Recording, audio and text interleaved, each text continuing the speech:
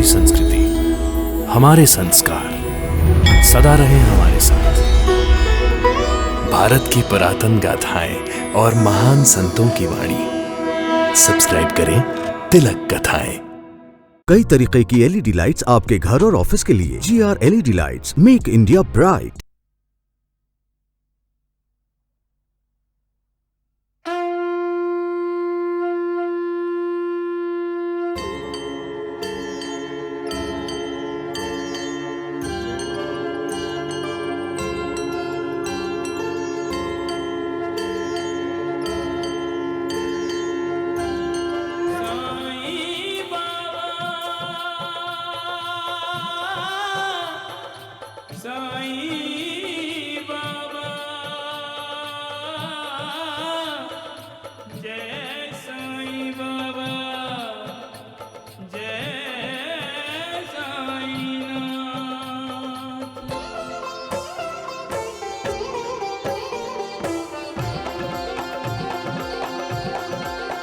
साईं राम साईं श्याम दुख भंजन तेरु नाम।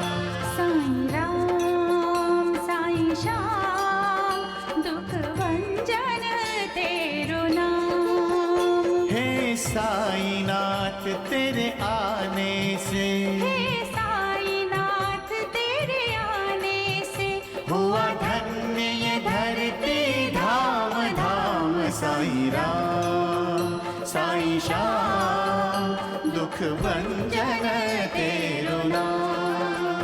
साईं राम साईं श्याम दुख भंजन तेरु नाम।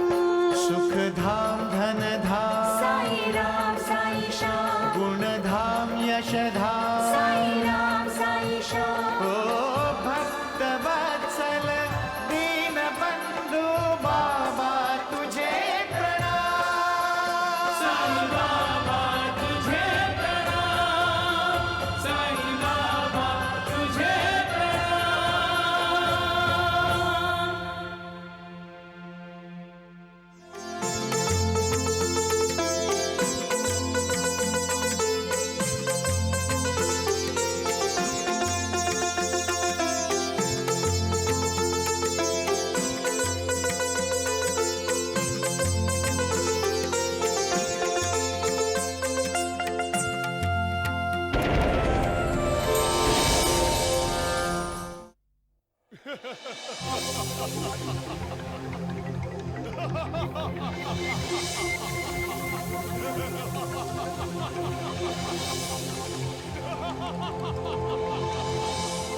इतना सुखी परिवार है मेरा, फिर मैं इनको छोड़कर क्यों मरूं?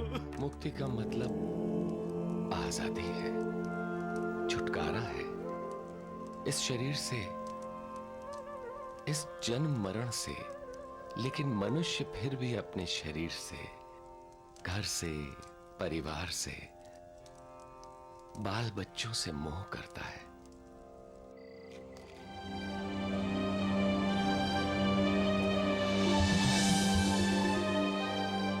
अरे सुनो डिकरा, तुम इसे जानते हो? नहीं, मैं नहीं जानता। जल्दी करो गोपाल, शकुंतला कब से राह देख रही होगी। मेरे उस भक्त के अब बुरे दिन समाप्त हो चुके। कल का उगने वाला सूरज उसके लिए सब कुछ अच्छा ही लाएगा।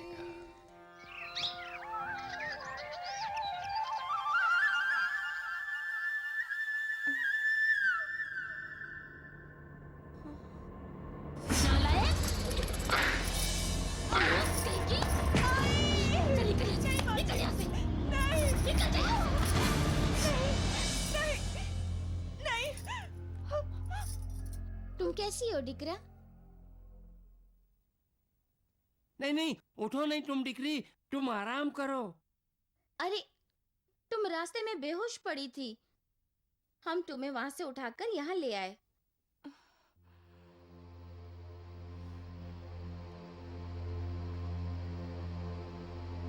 यहाँ ये कौन सी जगह है? ये अहमदनगर है और हम राता से उठाकर तुम्हें यहाँ लाए हैं। हमारा घर नांदेड़ में है और मेरा नाम रतन जी शाहपुर जी वाड़िया है। और मैं इनकी वाइफ हूँ, बीवी यासिन रतन जी वाड़िया।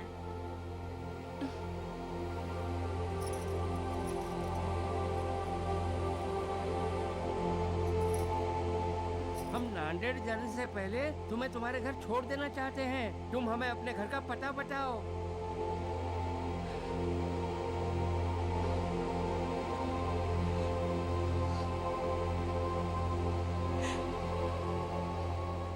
क्या हुआ डिक्री, तुम रो क्यों रही हो? मेरा अब कोई घर नहीं है। मुझे मेरे घर वालों ने घर से बाहर निकाल दिया है। वो चाहते हैं कि मेरे पति मुझे छोड़कर दूसरी शादी कर ले। और तुम्हारा पति? वो दूसरी शादी के लिए राजी नहीं है। यानी कि वो तुम्हें बहुत प्यार करता है। हाँ। तो तुम्हारे ससुराल वालों को तुमसे क्या शिकायत है? मेरे आई बाबा बहुत गरीब हैं। मेरी शादी में उन्होंने जो दहेज देने का वादा किया था वो पूरा नहीं कर सके। इसमें उनका भी कोई दोष नहीं है। मैं जानती हूँ मेरे पति दूसरी शादी करेंगे तो खुश रहेंगे, सुखी रहेंगे। मैं उनके रास्ते का पत्थर नहीं बनूंगी। वो सुख से रहे, यही मेरी इच्छा है। तुम बहुत सीधी सादी लड़की हो। क्या नाम है तुम्हारा? शकुंतला। अब तुम क्या करेगा डिक्री?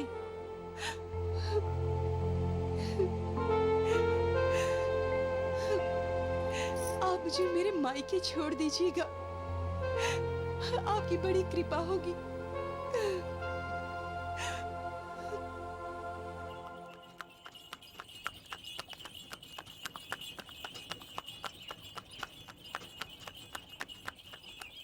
वो देखिए, वो सामने वाला घर है ना, यही मेरा मायका है।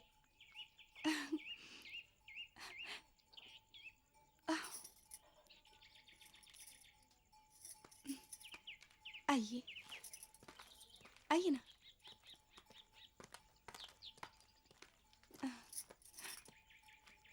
आइए।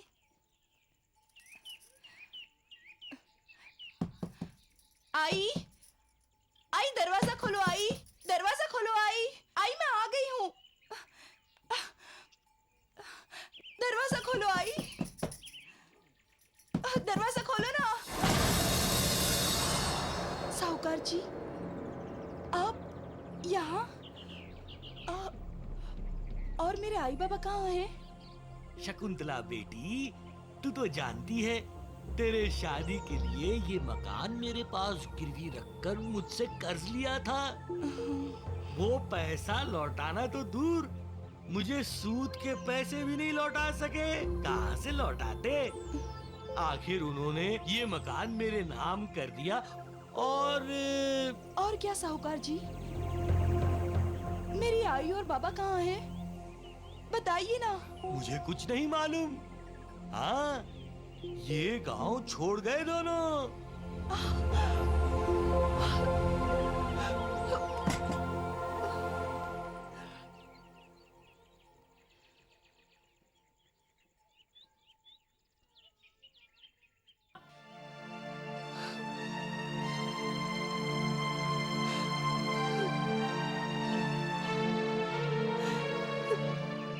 ये कैसी लीला है साईं बाबा की। न तो मेरा ससुराल रहा और ना ही मायका।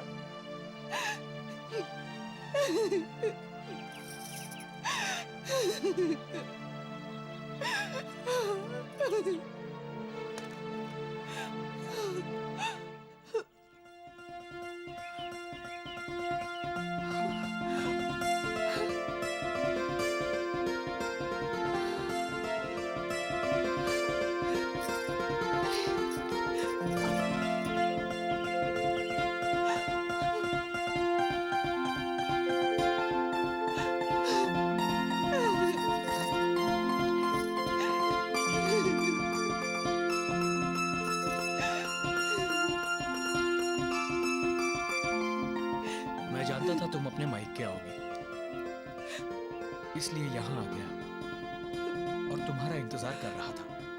जिस घर में तुम्हारे लिए कोई जगह नहीं है शकु, उस घर में मेरे लिए भी कोई जगह नहीं है। मैं वो घर हमेशा हमेशा के लिए छोड़ आया हूं।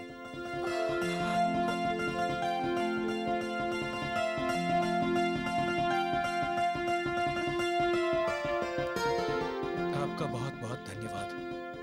अगर उस रात आप नहीं होते तो मेरी शकुंतला मुझे कभी नहीं मिलती। इसमें धन्यवाद की क्या बात है दीकरा?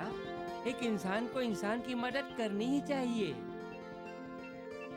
अब तुम ये बताओ कि तुम दोनों ने अपने भविष्य के बारे में क्या सोचा है?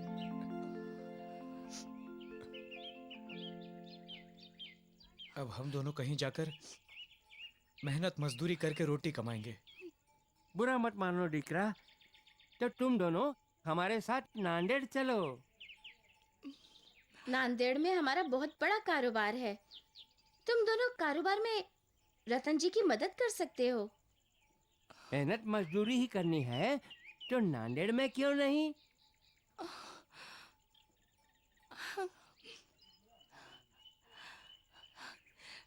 शायद साईं बाबा यही चाहते हैं।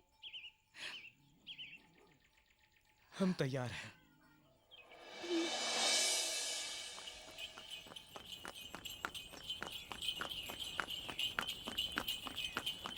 एक बार हमें शकुंतला बेटी से मिलने दीजिए। हम उसे कभी नहीं मिले हैं। चलो जाओ यहाँ से, जाइए ना। निकलो, चलो, जाइए, जाइए। तेरी पत्नी तब तक तेरी आरती नहीं उतार सकती जब तक इसके माँ बाप वादा किया हुआ दहेज नहीं दे देते। बढ़िया ये आरती उतारने वाले। अरे तेरे हाथ टूट गए हैं क्या जो चीजें गिराती फिर रही है?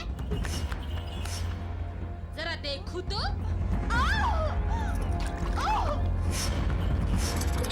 चल निकल यहाँ से।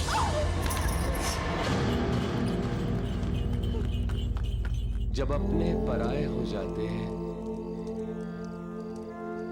जब अपना देश परदेश बन जाता है तो विश्वास डगमगाने लगता है। लेकिन जब पराया इंसान भगवान की तरह मदद करता है, तब इंसान को भगवान के अस्तित्व का साक्षात्कार होता है। तब उसे विश्वास होता है कि भगवान है, मालिक है। मालिक तो आप हैं साईं बाबा। साईनाथ, हम जानते हैं आप यहाँ शिरडी में होकर भी संकट के समय दूर दूर बैठे अपने भक्तों की रक्षा करते हैं। सबका मालिक एक है। बहू। जी माँ जी। समय का कुछ होश भी है तुम्हें? क्यों माँ, क्या हुआ? क्या हुआ? भैया आपको भूख लगी है कि नहीं पता नहीं, लेकिन मुझे बहुत देर से और बहुत जोर की भूख लगी है। अरे मैंने तो सोचा था कि तुमने खाना बना लिया होगा। कहाँ बना है माँ? रसोई में तो चूल्हा ठंडा पड़ा है। लेकिन माँ जी, मैं कैसे खाना बना सकती हूँ? क्यों? आपको क्या हुआ है भाभी? ननन जी, आप माँ जी से ही पूछिए ना। इन्होंने शकुंतला के सामने कितनी बार कहा है कि घर की बड़ी बहू घर का कोई भी काम नहीं करेगी। क्यों? क्यों नहीं करेगी कोई काम? क्योंकि मैं इस घर में दहेज लेकर आई हूँ। हाँ सुभद्रा, तुम्हारी भाभी बिल्कुल ठीक कह रही है। अरे लेकिन फिर खाना बनाएगा कौन? क्यों?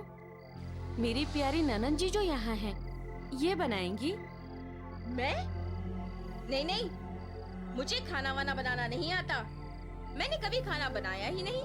क्यों माँ? खाना बनाना तो मुझे भी नहीं आता, इसीलिए तो मेरे माँ बाप ने आपको मुंह मांगा दहेज दिया है। ननन जी, अब आपको सारी जिंदगी यहीं काटनी है तो काम तो करना पड़ेगा ना। हाँ सुभद्रा, तुम्हारी भाभी बिल्कुल ठीक कह रही है। भैया, कोंडा जी, अपनी पत्नी से कह दो सुभद्रा उसके उस घर से आने से पहले इस घर की सदस्य है। बिल्कुल बिल्कुल, यही तो पार्वती कह रही है कि मेहमान जो कुछ दिनों के लिए होते हैं घर का काम नहीं करते, लेकिन जो घर वाले होते हैं जिन्हें घर में ही रहना होता है उन्हें काम करना पड़ता है। और यदि नहीं किया कभी तो करना चाहिए, आदत डालनी चाहिए। बिल्कुल। अब आप यहाँ से जाइए और जल्दी से खाना बनाइए, हम सबको बहुत भूख लगी है।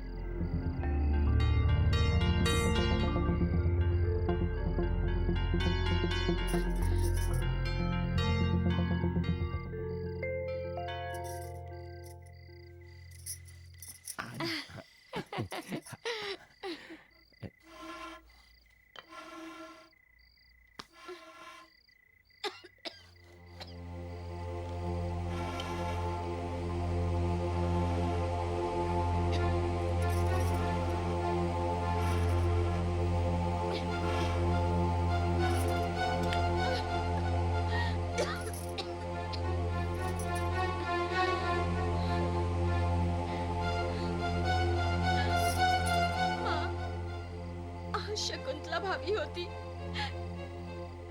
तो हमारी ये हालत ना होती माँ। हाँ सुभद्रा, जब से वो इस घर को छोड़कर गई है हमारा प्रारब्ध ही बदल गया है। डेंगले साहब शिरडी से जा सकते हैं, लेकिन नीम गांव नहीं जाएंगे, नगर जाएंगे। वहां मेरा एक भक्त है नाना साहेब चांदोरकर, उसे अपने साथ लेकर शिरडी आएंगे। जैसी आपकी मर्जी साईं बाबा। नाना साहब, आपको तो पता है कि पिछले साल इस महामारी की वजह से कितने लोगों की जानें चली गई थी। हम नहीं चाहते कि इस साल भी फिर वही कहानी रिपीट हो। जी। उसके लिए इस गांव में हर किसी को महामारी का टीका लगवाना होगा। महामारी का टीका? यस, ये एक नई खोज है। नाना साहब, ये यूं समझ लीजिए कि महामारी जैसे डेंजरस बीमारी से बचने के लिए यही एक तरीका है। फिर तो ये बहुत जरूरी है कलेक्टर साहब। मैं अभी बोल देता हूँ गांव वालों को कि वो टीका लगवाएं। आपको क्या लगता है नाना साहब कि आप सिर्फ गांव वालों को बोलेंगे और वो आपकी बात मान लेंगे? नो नाना साहब, नो। ये गांव के लोग हैं, ज्यादा पढ़े लिखे भी नहीं हैं। तरह तरह के सुपरस्टिशंस, तरह तरह के वहम होते हैं। इन गांव वालों को ये समझाना होगा, इनके दिमाग में ये बात डालना होगा कि ये टीका इनके लिए क्यों जरूरी है। आप क्या सोच रहे हैं? उन्हें कैसे विश्वास दिलाया जाए? जिस आदमी पर सारे गांव वाले विश्वास करते हैं, उसका सच्चे दिल से आदर करते हैं। अगर वो शख्स सबसे पहले सबके सामने आकर खुद को वो टीका लगवाए तो गांव वालों को यकीन हो जाएगा कि इस टीके में कोई बुराई नहीं है। लेकिन सर, ऐसा आदमी कौन है जिन पर लोगों का विश्वास है, जिनका वो दिल से आदर करते हैं? एक शख्स है हमारी नजर में जिस पर सारे गांव वाले विश्वास करते हैं, उसका सच्चे दिल से आदर करते हैं, और वो शख्स है नाना साहेब चांदोलकर। यू।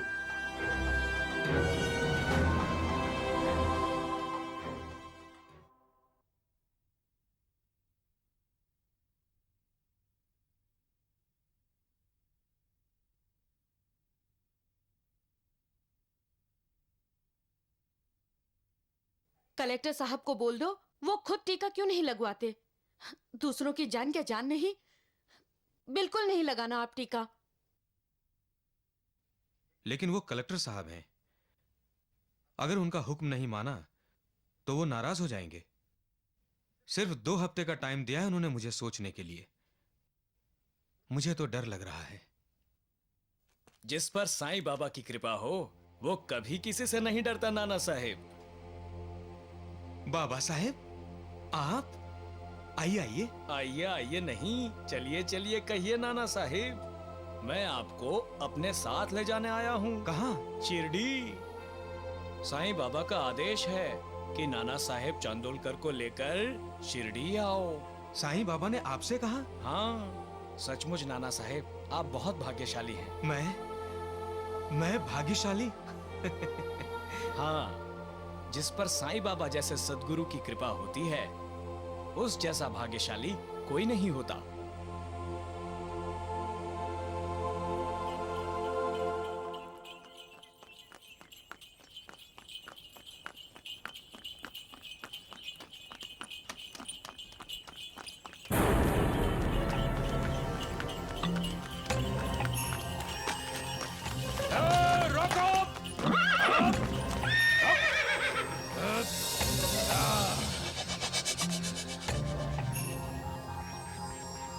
कालू भील?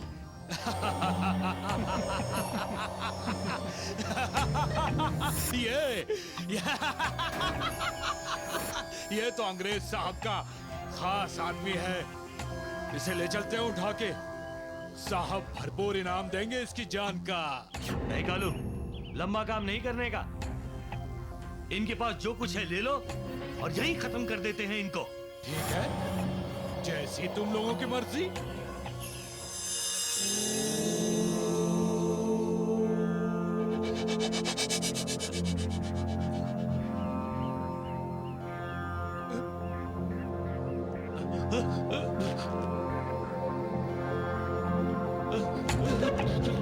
चलो चलो चलो निकलो यहाँ से। चलो चलो चलो जल्दी चलो।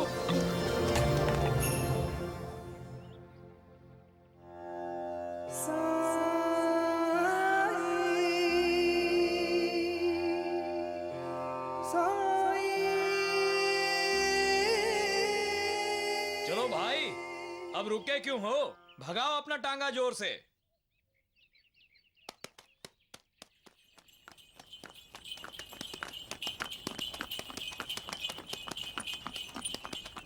बाबा साहेब, डाकू एक फकीर को देखकर भाग गए। फकीर? कहाँ? वहां पीछे, जहां टांगा रुका था। वो जरूर साईं बाबा होंगे। वो हमेशा अपने भक्तों की रक्षा करते हैं। और साईं बाबा फकीर की तरह ही दिखते हैं नाना साहब।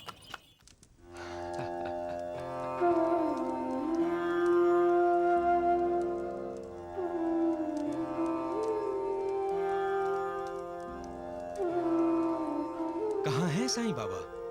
मैं यहां हूं नाना।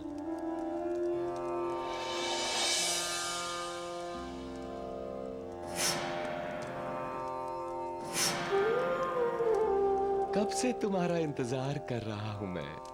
आहा, साईं बाबा, लेकिन आप तो जंगल में थे।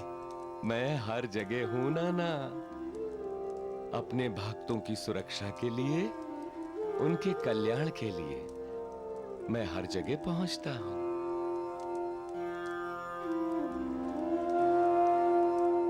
श्यामा, महलसापति, देखो मेरा नाना आया है।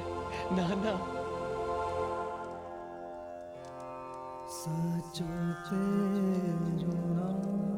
श्यामा, नाना सब कुछ भूल गया है, लेकिन मैं नहीं भूला हूं। इसका और मेरा 4 जन्मों का संबंध है। नाना कुछ छुपा रहा है मुझसे? कुछ लाया है मेरे लिए? मुझे मालूम था तू मुझसे मिलने आएगा तो खाली हाथ नहीं आएगा। ला, मुझे दे।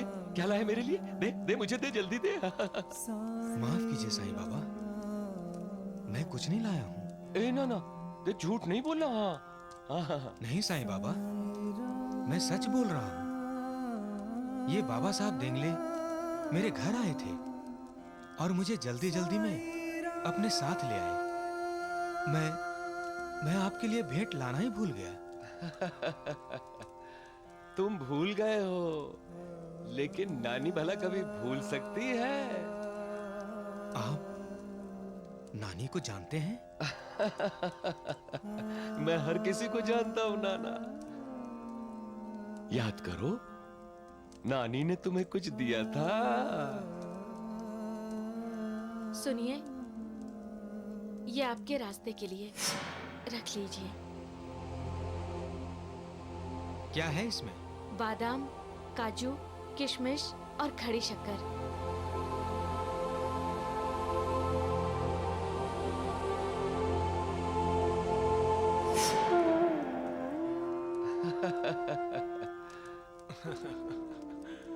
नाना साहेब, साईं नाथ से कुछ भी छुपा नहीं रहता।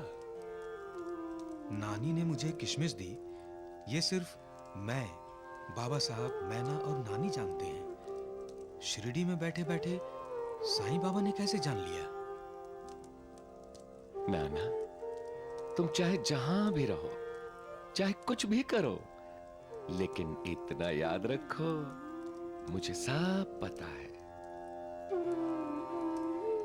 और वो किशमिश जो तुमने अपने कोट की जेब में रखी है, उसे बाहर निकालो और हम सबको दो। नानी के हाथ की दी हुई किशमिश खाने को कब से बेचैन है। नाना साहेब, हमारे इस अनोखे भगवान की लीला भी अनोखी है। वैसे तो हमेशा भक्ति भगवान से मांगता है, लेकिन हमारा भगवान भक्त से मांग रहा है। नाना साहेब, आप पर साईं नाथ की विशेष कृपा है।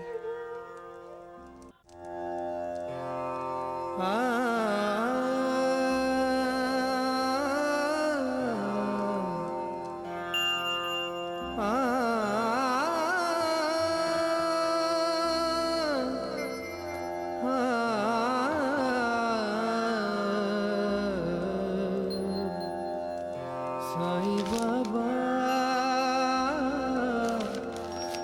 साईं बाबा, साईं बाबा, साईं बाबा, साईं बाबा, साईं बाबा।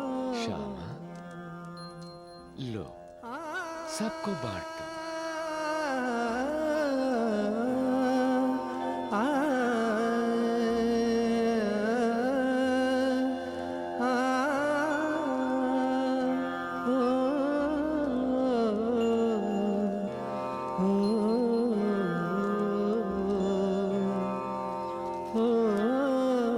इसमें है कितना जो सबको बांटने को कह रहे हैं साईं बाबा?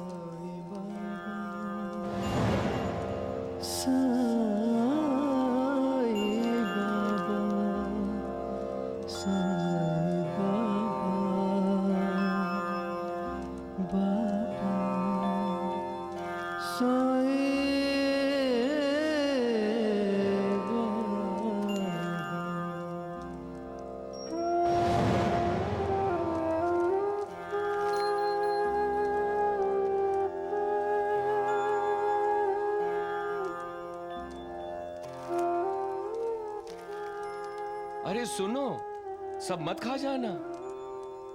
नाना साहब के लिए भी थोड़ी रख लेना, नहीं तो नानी मुझसे नाराज हो जाएगी।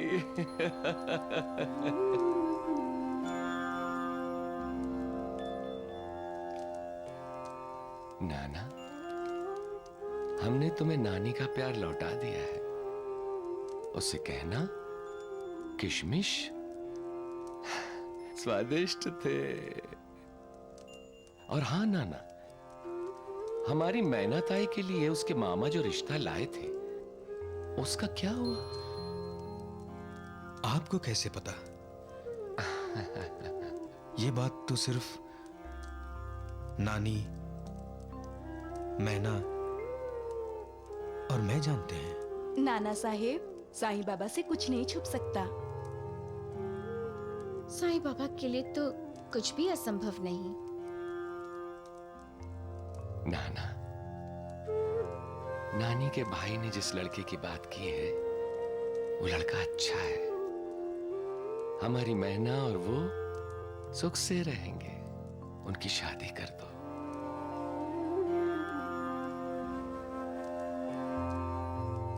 और हाँ, गांव लौटकर जैसा कलेक्टर साहब ने कहा है, टीका लगवा लेना। खतरे की कोई बात नहीं है। तुम्हारे बाद सारा गांव टीका लगवाएगा तो महामारी से सबकी रक्षा होगी। आप तो सब जानते हैं। साईं बाबा अंतर्यामी है।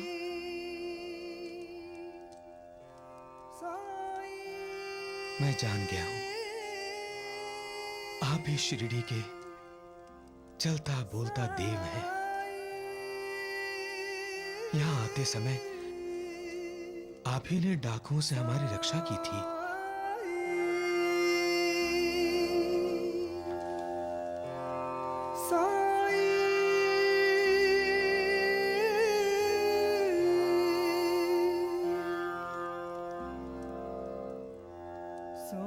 मुझे माफ कर दीजिए साईं बाबा,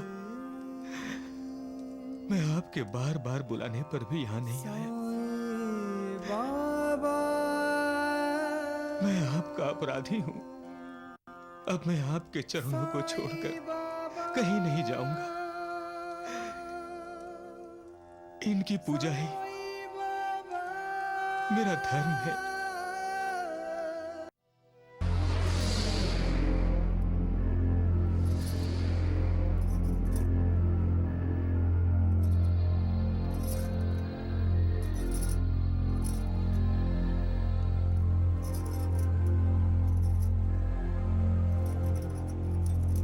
ये क्या हो रहा है? अरे दिखाई नहीं दे रहा क्या? मैं तैयार हो रही हूँ। मुझे तो साफ दिखाई दे रहा है। शायद तुम्हें रसोई में पड़े हुए जूठे बर्तन दिखाई नहीं दे रहे हैं। जाओ जाओ जाकर मांजो। भाभी, होश में तो हो तुम? किससे बर्तन मांजने कह रही हो? मुझसे? और कोई है क्या यहाँ? खाना खाती हो तो काम भी करो।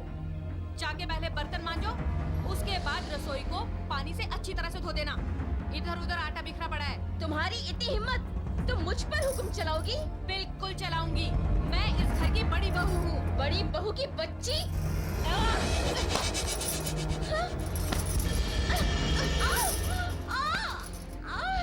खबरदार मुझ पर हाथ उठाया तो तोड़ के रख दूंगी इस हाथ को, समझी? पार्वती, अरे ये क्या कर रही है? छोड़ उसे, छोड़।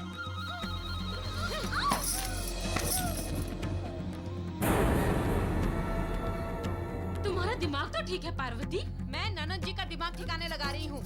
अगर इसे इस घर में रहना है तो काम तो करना पड़ेगा। मुफ्त में रोटी नहीं मिलेगी। अरे तू कौन होती है इसे रोटी देने वाली? मैं इस घर की मालकिन हूँ। ये घर मेरा है और सुभद्रा मेरी बेटी है। यहाँ मैं जो चाहूंगी वही होगा, समझ गई? कोंडा जी समझा दे इसे। ये क्या समझाएंगे मुझे? मैं आपको समझाती हूँ। कान खोलकर सुन लीजिए, दोबारा नहीं कहूँगी। मैं शकुंतला नहीं हूँ जो आपकी हर डांट डपट सुन लूंगी और चुपचाप रोकर सह लूंगी।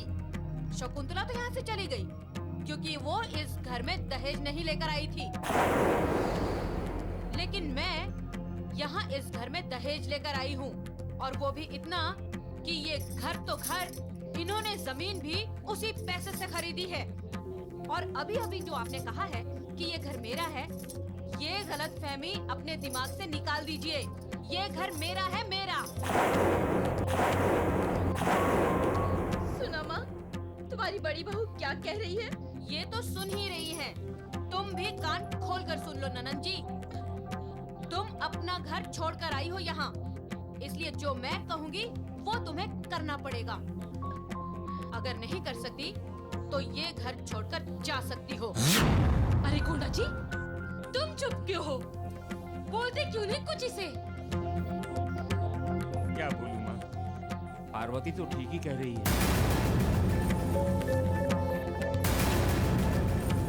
शकुंतला जब यहाँ थी तो हम दोनों मिलकर घर का सारा काम करती थी, तो ये क्यों नहीं कर सकती? जाओ पहले जाकर बर्तन मांजो, उसके बाद और भी बहुत सारे काम हैं। समझ गई? जाओ। बस बस बहू, बहुत हो गया। ना ना ना, अभी तो कुछ भी नहीं हुआ और आपको सुभद्रा की चिंता शुरू हो गई। याद है ना, आपने एक दिन गोपाल भैया से कहा था कि उन्हें अपनी पत्नी की इतनी ही चिंता है तो वो उसके साथ बर्तन मांज सकता है। कहा था ना? अरे करमचली, ठीक से काम कर। इतने ढेर सारे बर्तन, शकुंतला अकेली बर्तन मांज रही है। तुम्हें अच्छा नहीं लग रहा है तो जाकर उसकी मदद करो। वो बर्तन मांजती जाएगी और तुम धोते जाना। अब आपको अपनी बेटी की इतनी ही फिक्र है तो मैं आपको रोकूंगी नहीं। आप भी अपनी बेटी के साथ मिलकर बर्तन मांज सकती हैं।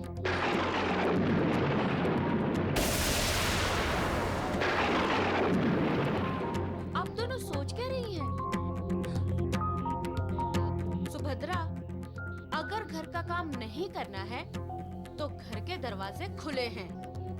खुद नहीं जाओगी तो धक्के देकर निकाल दूंगी। खाना खाना है तो काम तो करना पड़ेगा। बात आई समझ में? जाओ।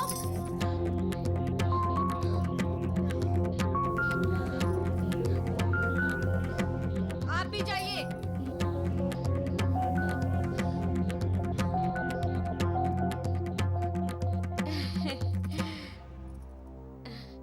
सुनिए जी, आप नाराज हैं क्या मुझसे? पार्वती, मुझे ये सब अच्छा नहीं लग रहा। मैं जो कुछ भी कर रही हूँ आपकी बहन की भलाई के लिए कर रही हूँ। माँ जी के लाड़ प्यार में वो अपना कर्तव्य भूल गई है, इसीलिए वो अपना ससुराल छोड़कर यहाँ आ गई है। घर का सारा काम करेगी तो उसे समझ में आ जाएगा कि घर कैसे संभाला जाता है। उसे अपनी गलती का एहसास हो जाएगा और वो अपने ससुराल वालों के साथ अच्छा व्यवहार करेगी। सुनो जी, आपकी पत्नी ने इतना अच्छा काम किया, उसे शाबाशी नहीं देंगे? कम से कम सर पे हाथ ही रख दीजिए।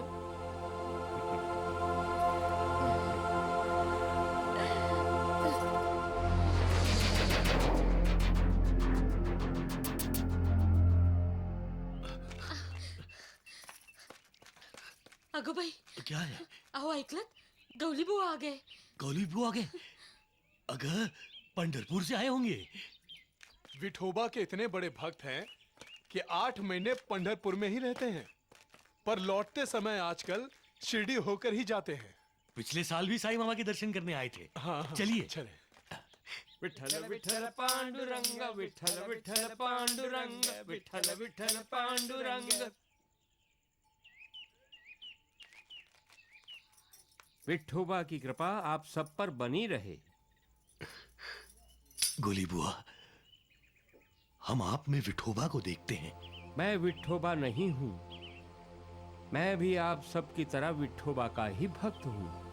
हमारे लिए हमारे विठ्ठल आप ही हैं। जो विठोबा के दर्शन करके आते हैं, हम उन्हें प्रणाम करते हैं तो वो प्रणाम विठोबा को पहुंचता है। विठ्ठला विठ्ठला, फिर तो आप सभी के प्रणाम हर दिन विठोबा तक पहुंच जाते होंगे। वो कैसे गोली बाबा? क्योंकि विठोबा तो यहाँ शिरडी में द्वारका माई में निवास करते हैं। विठ्ठला विठ्ठला, पांडुरंगा पांडुरंगा, विठ्ठला विठ्ठला, पांडुरंगा पांडुरंगा।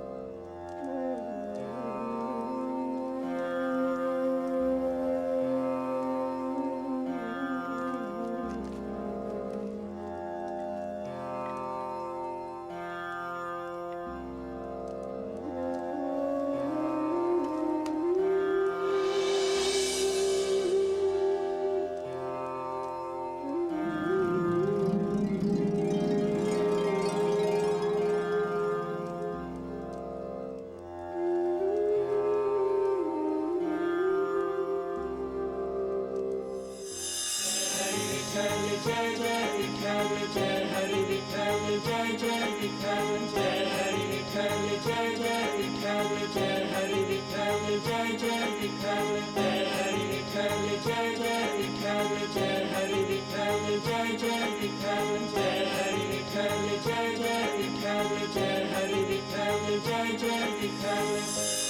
विठोबा, ये कैसी लीला है तुम्हारी। मैं 8 महीने पंढरीपुर में रहा, पर तुमने दर्शन नहीं दिए, और आज द्वारका माई में पहुंचते ही तेरी लीला धन्य है पंढरीनाथ। विठोबा, तेरी लीला धन्य है तेरी लीला।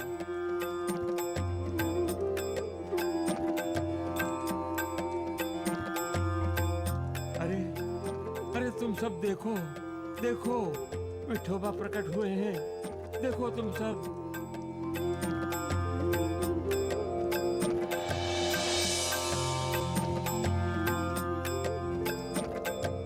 ये स्थान शिरडी का पंढरपुर है। यहाँ पंढरपुर का विठोबा रहता है, यहीं विठोबा रहता है। तुम जिसे शिरडी का साईं बाबा कहते हो, वही पंढरपुर का विठोबा है। ये दीनानाथ है, ये साईनाथ है, ये करुणा अवतार है। विठोबा विठोबा, पांडुरंगा पांडुरंगा। पंढरीनाथ की जय, विठोबा की जय, साईनाथ महाराज की जय, पंढरीनाथ की जय, विठला की जय। भाभी, मुझे बहुत भूख लग रही थी, मुझसे रहा नहीं गया। भाभी, ये क्या किया तूने बहू? सबक सिखा रही हूँ आपकी बेटी को।